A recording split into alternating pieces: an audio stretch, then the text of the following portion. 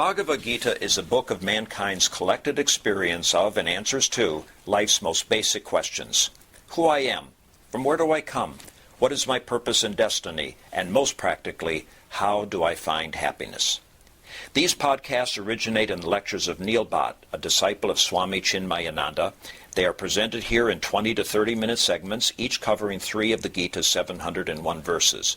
Welcome to Gita Wisdom for Daily Living. We had been discussing Chapter 2, Sankhya Yoga, Yoga of Knowledge. Bhagavan gave us a roadmap for our journey from ignorance about ourselves to the knowledge of the Supreme. So we have seen, step by step, how can I come out of this ignorance about myself? I consider this body as me, this mind as me, this intellect as me. The idea such as I think, therefore I am, creates attachment to my mind and my intellect. And this body serves as my vehicle for all my experience in this world, which creates attachment to it. And therefore, I consider death of this body as my death. I have not seen anybody coming back after he dies. Therefore, I consider the death of this body as my death. So Bhagavan said, Dehino asmin yatha dehe kaumaram yauvanam jara tatha dehantara prapti dhiraha tatra na muhyati. Then you have seen changes in your life. You have seen in your journey various states of existence. You existed as a child, as a youth, and also as an old man now. He said, you're not confused by that. That does not delude you. These experiences which are different from each other has never confused you who you are. You always consider this is me. When I say I, it remains same no matter what state I was in, whether as a child, a young man, or an old man. But once that did not confuse you, this also should not confuse you when you leave this body and then take up another body. This is a hypothesis for us now, because we do not have really any experience. But an idea was introduced to us of a reincarnation, that this life is not only life. You have lived many lives before, where you created all your vasanas and tendencies. I have tendency to be artistic, somebody else has tendency to be athletic, and the other person is more intellectual. Where all these tendencies are coming from? Bhagavan said these tendencies are because of your experiences in the past, before even you were born. And then he basically said that this journey is the one of inactivity. This journey is of activity. This journey you have to be active all your life. Then the question is, how do I act in this world? So Bhagavan said, Sukha dukkha same krutva labha labho jaya jayo tatha yuddhaya yujyasva. That with a balanced mind, you should act in this world. That's basically simple advice Bhagavan gave. Samatvam yoga uchyate. Create balance in your mind in all the various experiences you're experiencing, and then you will be on your path to your destination. Your destination is to find perfect happiness. Bhagavan said you will find that if you act in this world with a balanced mind. Then my question is now, how do I keep a balanced mind with varied experiences in my life? And Bhagavan said, Yukta asita matparaha. Keep an overarching goal which encompasses everything, all your experiences and all your feelings and all your thoughts. And then you will be able to balance your mind.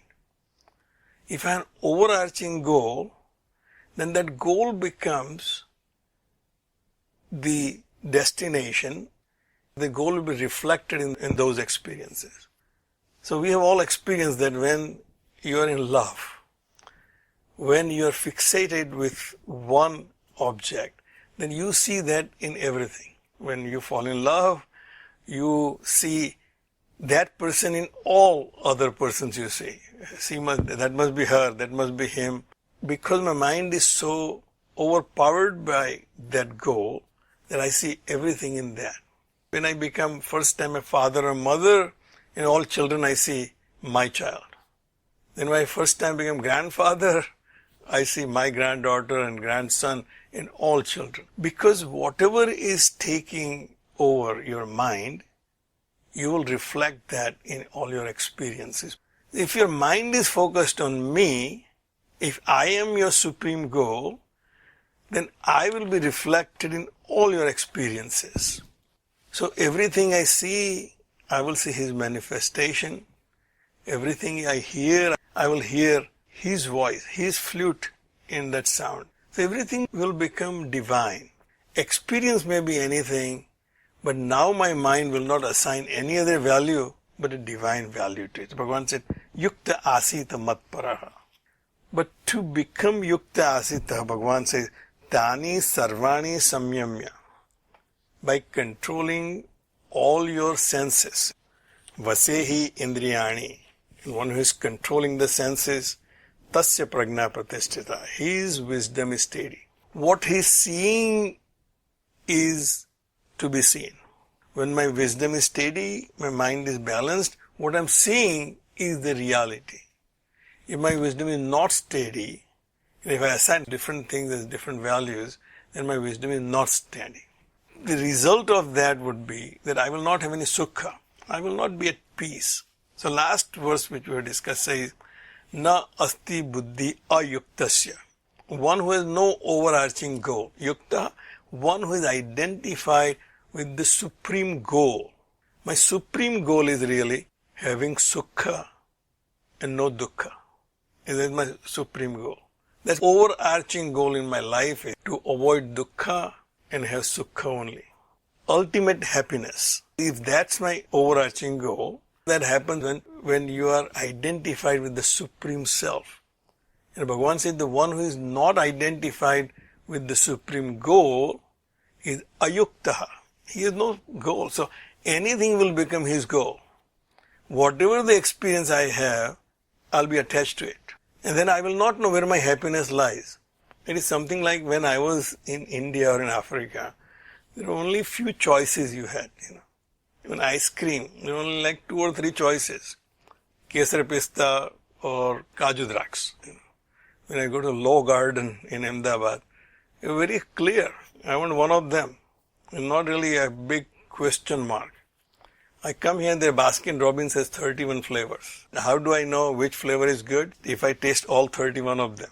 Then I come to conclusion which one I like. But by the time I get to 31st flavor, I forget what the first flavor tastes like. I start all over again.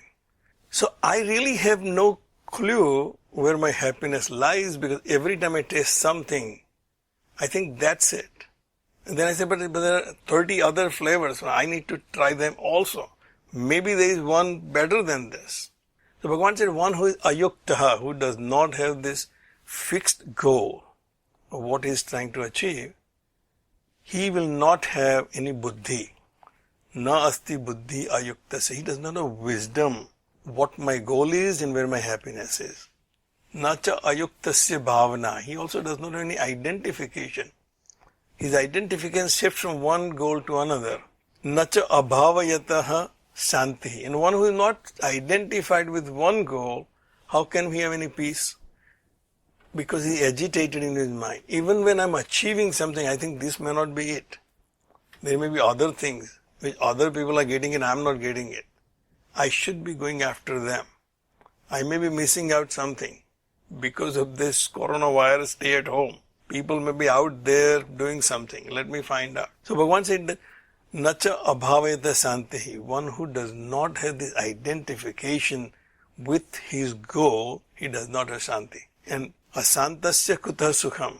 One who is agitated, where is happiness for him? We all know this, that when mind is agitated, there is no sukha. Sukha I only experience when there is no thought in my mind. As Swamiji used to say, I minus I want is happiness. As long as there is I want, there cannot be any happiness. As long as there is I want, there cannot be any peace in mind because there is agitation. I don't have it, how do I get it?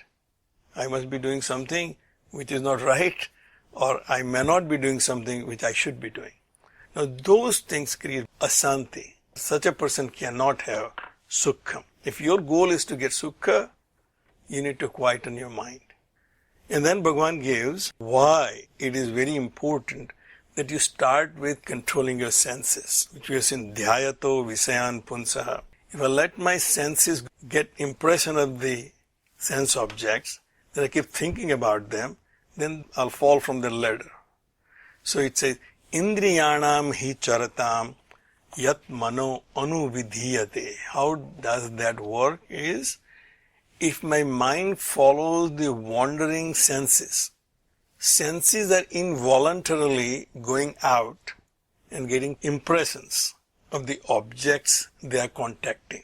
If I keep my eyes open and see outside the window, there will be impression of what's outside of the window. But what I will see will depend on the disposition of my mind. So I see my friend Omi Narang. Every day he puts one picture of a bird or a flower or something on his Facebook post. Now when I see outside, I see buildings.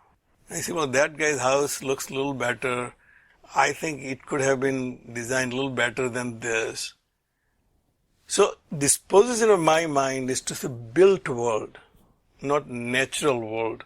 So the senses are involuntarily going out there and getting impressions of the sense objects outside. That's their job. It is the mind which creates impressions. So it says, indriyanam hi charatam. These wandering senses, the mind follows these wandering senses. In other words, getting attached to each object it sees and wants to keep thinking about it. Tadasya harati pragnam. Now obviously he does not have wisdom of what is right and what is wrong for him, what to accept and what to reject. So tasya harati pragnam vayuhu nav evam ambhasi. So the picture is worth 1,000 words.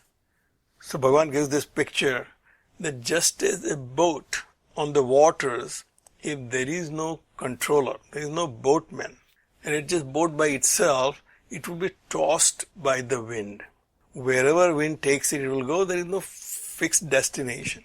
If your mind follows every object which is perceived through the senses, then it will be tossed from one object to another. It does not have a goal, and therefore it does not have any destination. My destination was happiness, but I lost my way because I have not fixed my destination. I do not know where to go. And I'm just driving but do not know where I'm going. And then Bhagavan says, Tasmad yasya mahabhav, and therefore, O mahabhav, O mighty armed. Bhagavan gives Arjuna a little boost of courage, that you are capable of doing so, of controlling your senses. Nigruhitani sarvasaha indriyani indriyarthebhyaha. Therefore, one who has controlled all his senses from the sense objects, tasya prajna pratishrita, his wisdom is steady. This is a very difficult verse to understand because we think it is impossible to not have any perception of this world outside. The very job of senses is to perceive world outside. If your mind is completely inert and is not getting any impression, then I'll be basically a dead person. Swamiji says, if that's the case, if you're not perceiving anything, just let us know and we'll do your last rites. So you're a dead person if that's the case. It is not possible for us to do that. The very nature of senses is to get impressions, and the very nature of mind is to get attached to those impressions. But what I will see as my mind depends on the disposition of my mind. If I have already fixed a goal, that my goal is to have ultimate happiness, and therefore I have to fix my mind on the ultimate self, then I will see the manifestation of that self in everything which I hear, I taste, I touch. So the people who are bhakta, when they listen to music, they see Krishna bhakti in it. So to them the music is for achieving God's bhakti. Otherwise I sing film songs and it has different emotions in it. As I told you before, that Swami Chinmayananda says Dilkanji, I can come to your music parties, but you can sing these film songs and bhajans. If you convert these film songs into bhajans, then I can enjoy them. So you can use the same song and make it in a bhajan. Now, same music you're enjoying is Bhagavan Bhakti. Bhagavan said, one who has this supreme goal, whatever impression his senses gets, he will see Bhagavan in it. And therefore, tasya prajna pratisthita. He sees the right reality. Whatever he's seeing in the right way. The last verse we will discuss today says, Ya nisha sarva bhutanam tasyam jagarti sanyami. It's a very poetic verse. For other people, which is night, the sanyami is awake. In other words, that which is ignorance for all the beings. All beings are ignorant about their true self. Tasyam jagarti sanyami. Sanyami is very awake, very aware of the presence of the Supreme Self. Yasyam jagrati bhutani sa nisa pashyato muneha. And where everybody is awake, the reality which everybody is aware of, in my waking world, I am very aware of my reality. Because I am very sure that this is real.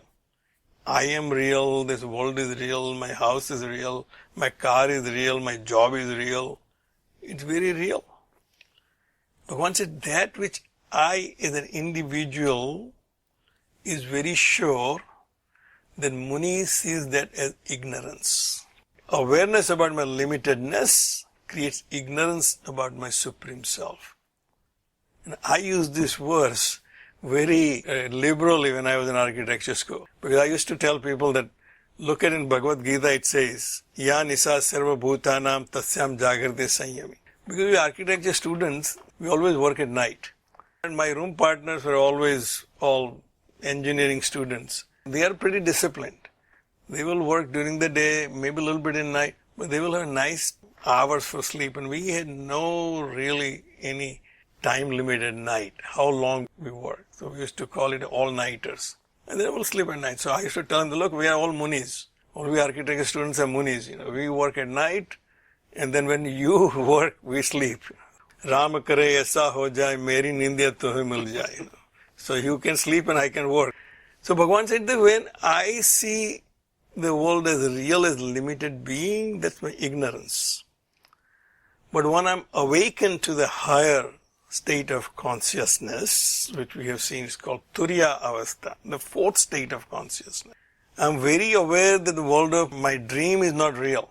When I wake up, I have no confusion, no delusion about the world of my dream. That world was unreal, this is real. I'm not aware of my deep sleep because there was no experience. But as a waker, I can vouch for it that I had a good sleep. So these three states I'm very clear about. I have no experience of my deep sleep. Therefore it is nothing but a pure ignorance about myself. In my dream, I was confused about what is real and what is unreal.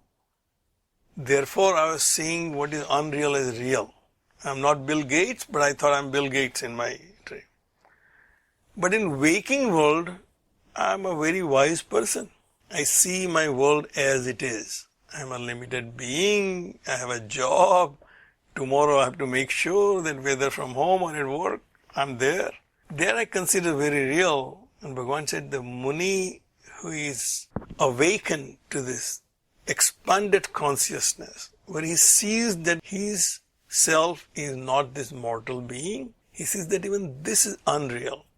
What I consider knowledge right now is nothing but my ignorance. And what I consider ignorance right now about my Supreme Self, I don't know whether God exists or not, whether I have any relationship with God or not, when I'm in trouble whether God is going to come or not, even though I pray or not. Let me make sure that even though I pray, I'll make sure that I take care of myself. He says such an idea is an ignorance. For me, Muni is not confused by that. He is very aware what the reality is, that my existence is permanent. That which exists will continue to exist. that which is impermanent, that which is mithya, that which is temporary will not be there tomorrow. We'll stop right here. If you find this podcast helpful, please support it by donating any amount at podbean.com/Neil Bhatt or at chinmayarichmond.org. Thank you. Hari Om. Om Sarve Bhavantu Sukhina Sarve Santu Niramayaha Sarve Bhadrani Pashyantu Ma Kaschid Dukkha Bhag Bhave. Om Shanti Shanti Shanti. Hari Om. Shri Gurubhyo Namaha. Hari Om.